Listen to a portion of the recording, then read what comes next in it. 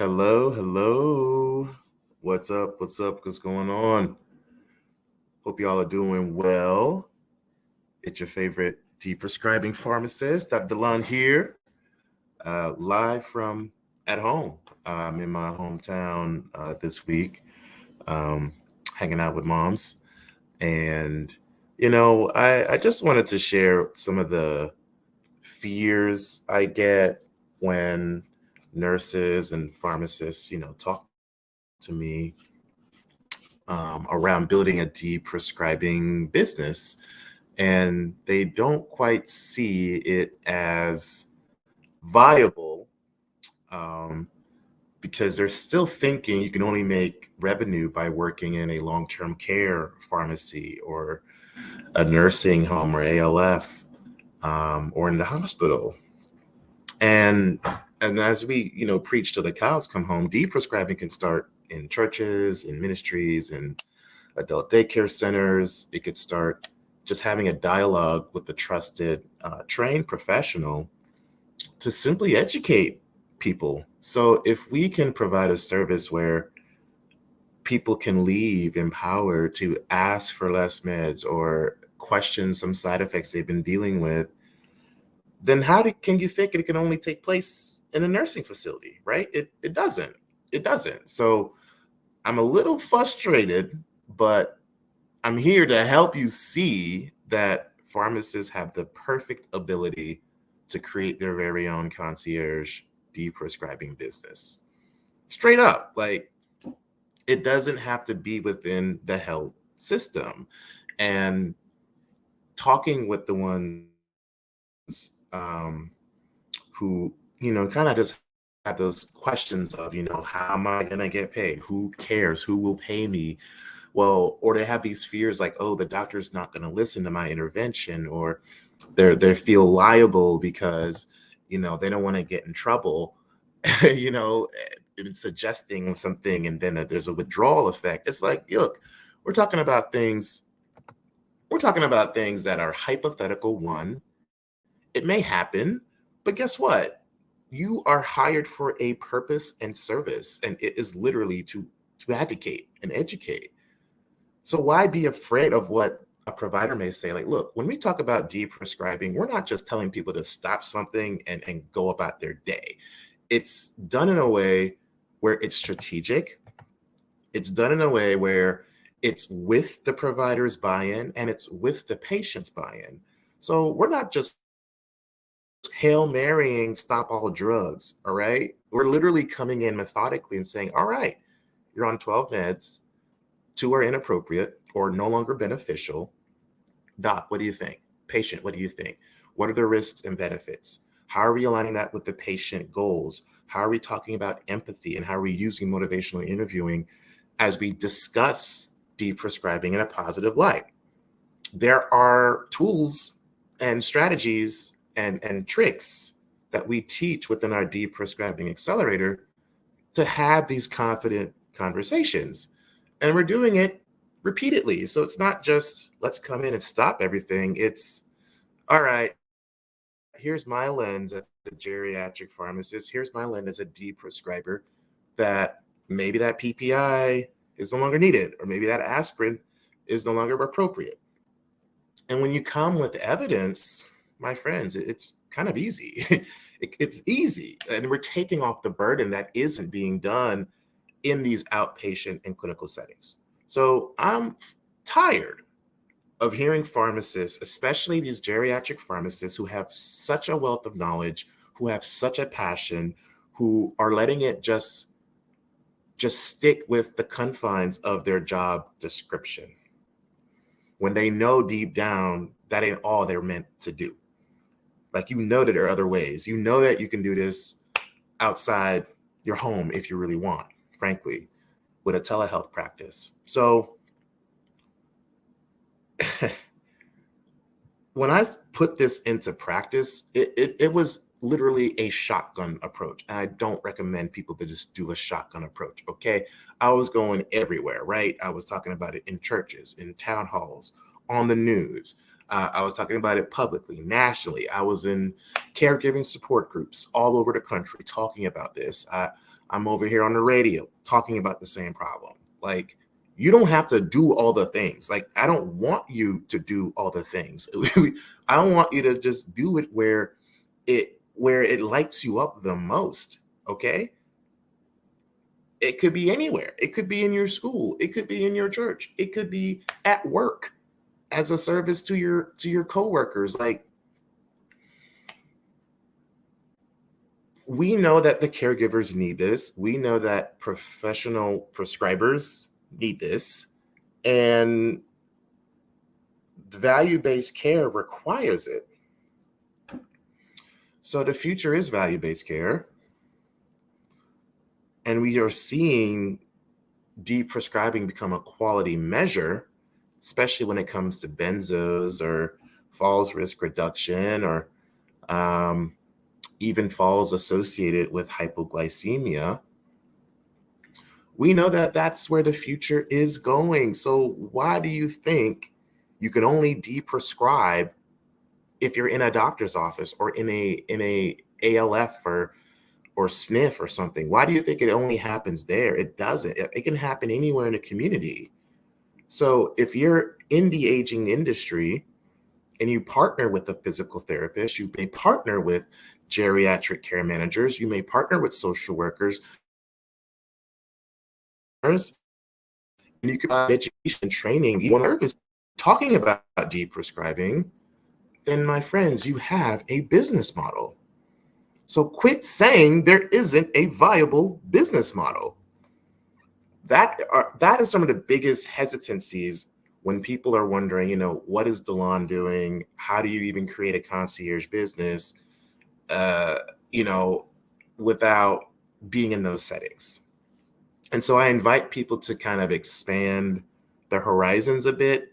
I mean, you could literally partner with a diabetic medical equipment company and and find out which patients are the ones having the most issues and see if there's a med associated cause. Like, I mean, how many different ways can I tell you that this can work and is working? And there are people who finish our program making it work.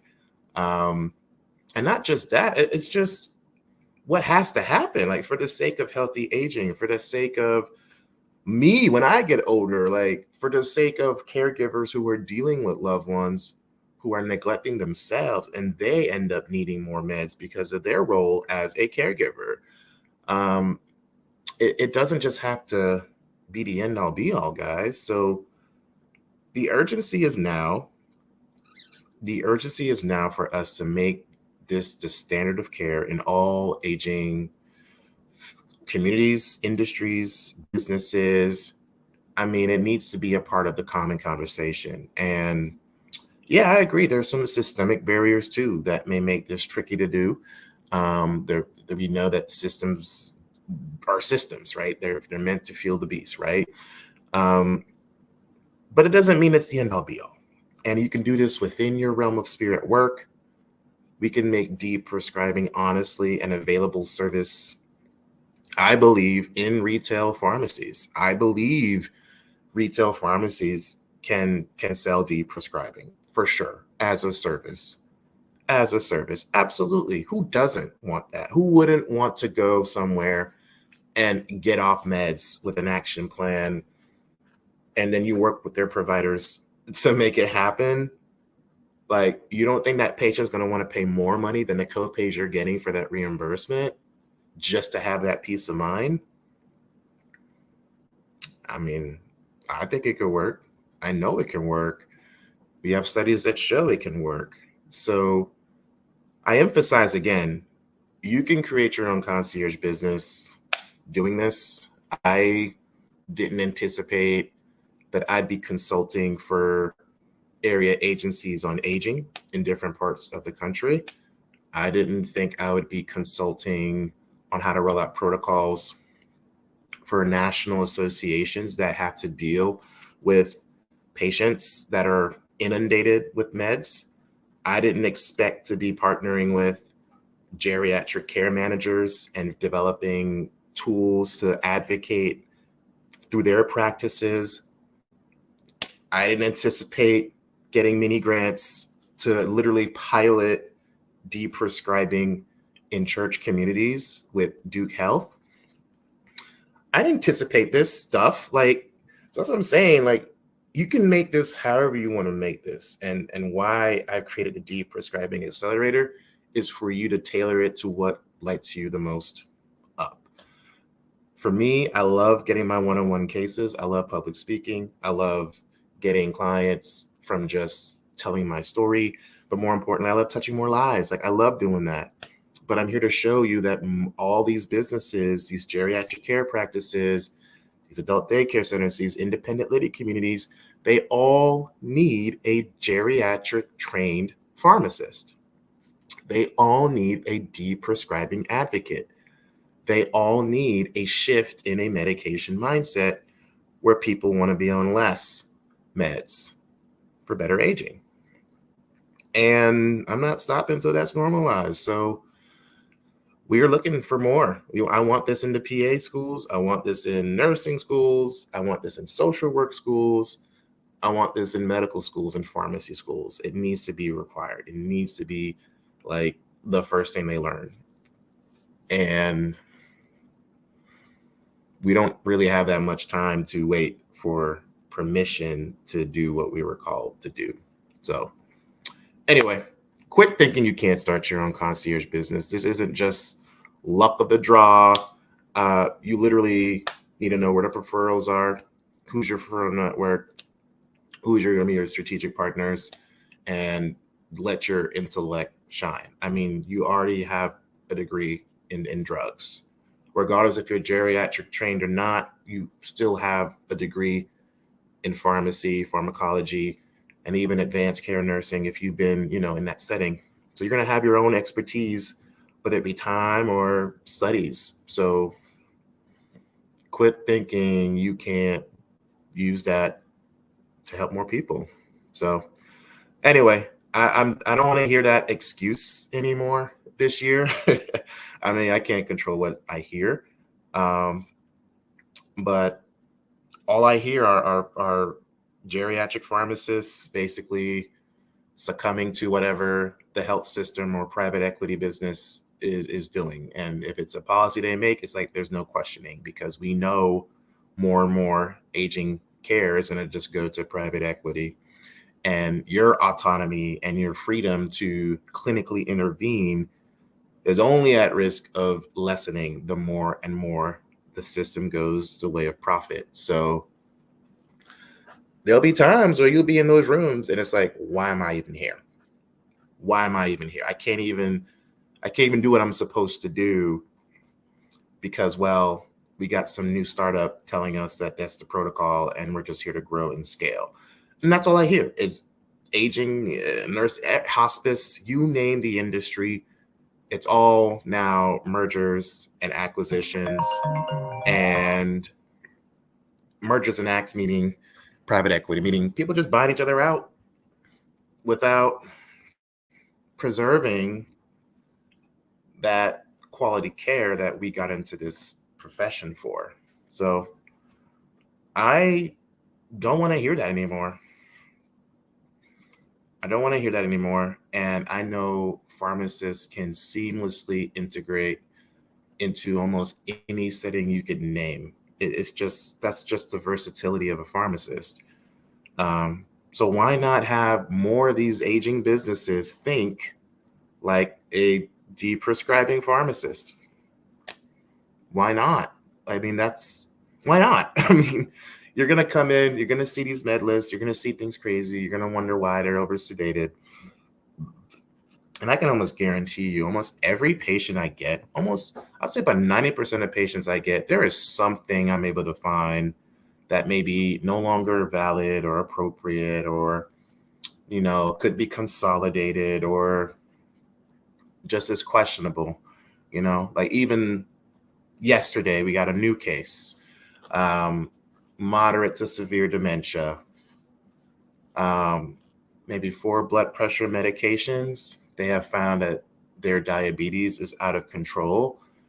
They're on rapid insulin with no long acting, which is a Beers List no. So they're just on rapid insulin, and I think metformin. And it's out of control. Yet the patient is on Depakote, which I'm wondering, why are you on Depakote if you don't have seizures? I look at the profile, they're saying it's for bipolar and anxiety. I'm like, bipolar and schizophrenia. I'm like, really, bro? You really have bipolar and schizophrenia in your med list? Like, really? You're a 74-year-old patient? You really got that when you were healthy as an ox all your life? Like, no, I don't think that's accurate. And then that medication alone has its associations in actually being contributing to metabolic syndrome. So that's a medication that can actually worsen diabetes in itself. I think up to 10 to 70% of people will see some type of metabolic change while you're on Depakote. So you're giving a medication that can worsen diabetes. Hey, how's it going? Thanks for joining in live. You're giving us a med that can worsen diabetes. You're using it to basically sedate someone who has dementia. And then you're saying the man has bipolar or schizophrenia disorder, 74-year-old male. Like, come on, man. Like, we know that ain't true. We know that's not true. So what am I going to do? I'm going to meet with them today. We're going to deprescribe all we can. We're going to give them an action plan. We're going to show them that there's some things we need to question. And that's how I make a living. I mean, that's one of the ways I make a living. And it's fun. Like, I'm not reinventing the wheel. I'm literally treating each person like a soap note and then using empathy and my relationship building to foster a bond with the caregiver and the patient and then come to a common goal. That's what I do day in, day out. That's what I do for patients. And it's never a one and done. It's usually that they're hiring me in perpetuity. Like, I'm going to be on board for a couple months to advocate. So it's, if there's such a need, right? What makes you think someone wouldn't pay top dollar for that type of service, especially when you have a loved one who may be facing a nursing home situation or facing an involuntary commission or facing, should we spend $10,000 for this in-home health aid to come a month or something, like whatever the cost is, when I could have you pay a flat fee and avoid most of that headache, if there's an actual tangible evidence that there is a cause from the meds. And people will pay that. People will pay that. People are paying that. People see the need. So pharmacists, stop thinking it's just has to be this linear way. Like, it's not this linear way, especially when you know who is going to be your consistent referral source. If you're going to play that model, I play multiple models. To me, a lot of it is education. And so I'm piloting more community-driven deprescribing initiatives using that same evidence base, but letting our patients and maybe CHWs, letting medical technicians, pharmacy techs take some of the reins with that. So I encourage us to reframe that this is far reach, right? It's not just blind, some silo, speaking to the masses, trying to get you to do something. Like, literally, this is the requirement medicine needs for us to future-proof ourselves, sure, but for the sake of stopping this over-medication crisis, it's a global issue. It's only getting worse. So that's what we do. We show people how to do this, especially our geriatric pharmacists who are burned out, tired of their facility, tired of crappy ER systems, tired of having to do 4 things on its computer just to get to one result, tired of documenting the same notes every quarter, and it's like no medication changes necessary. It's like, why do we think we're stuck there? Like, why do we think we're stuck there? Oh, Jackie, you're too kind. Jackie commented, man, I'll pay you right now to assess my mom's elderly excessive medications. Jackie, that's what I do. So I will absolutely message you and get things going. But I agree, it doesn't have to be so hard. And and it's like, why not have someone objective outside of the current health system you're in to assist that? Because we often think, oh well, the doctor's God, and so they've said this for 20 years and blah blah blah. I'm not here to bash doctors. I'm literally here to work with doctors so we can do this together. Seriously, so we can all do this together. There isn't a bashing. It's literally educating. I'm educating about why I'm concerned about a medication list. I'm educating about, falls risk, added cholinergic burden. What are we doing to reduce unnecessary OTCs that may be worsening the condition? How are we looking at contraindications? Are we looking at the drug interactions? Like, this is literally what pharmacists love to do.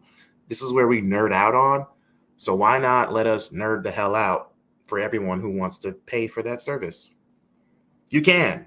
And it doesn't have to be within a 9 to 5. Like, it could be literally from your home. It could be literally from your home.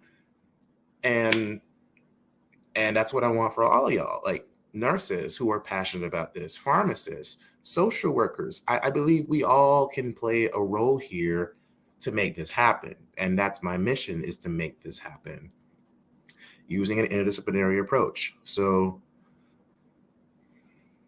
quit saying you can't start your own deprescribing business, all right? We're going to give you all the tools. We're going to give you the care systems. We're going to give you the systems. We're going to give you the scheduling, give you ways to.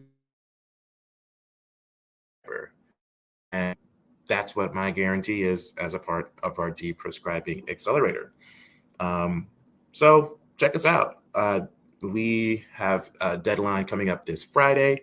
We are honoring a summer sale. If you are a clinician looking to put deprescribing as a novel revenue stream, especially if you're a pharmacist who's a bit fed up with our system, this is what we do. This is what we pride ourselves on.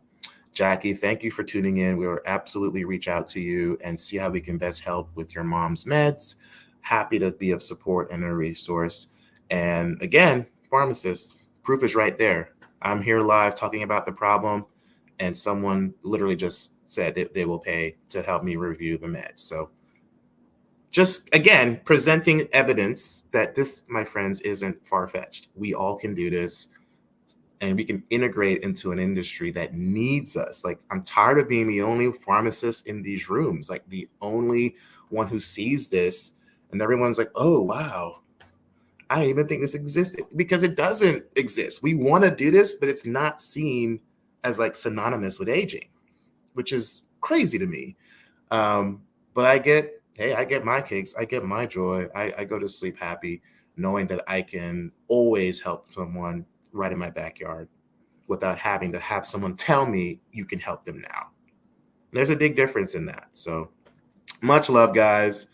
Again, get those limiting beliefs out your head, choose the red pill, change that mindset. I'm talking to you, BCGPs. I'm talking to you, pharmacists. Stop thinking that this is just, beyond your scope. Like, it's absolutely your scope. They need us. Everyone needs us, whether it be the provider, the insurers, the patients, the caregiver. Everyone needs a pharmacist in your back pocket. So y'all take care, and I'll see y'all next time. All right. Have a good one.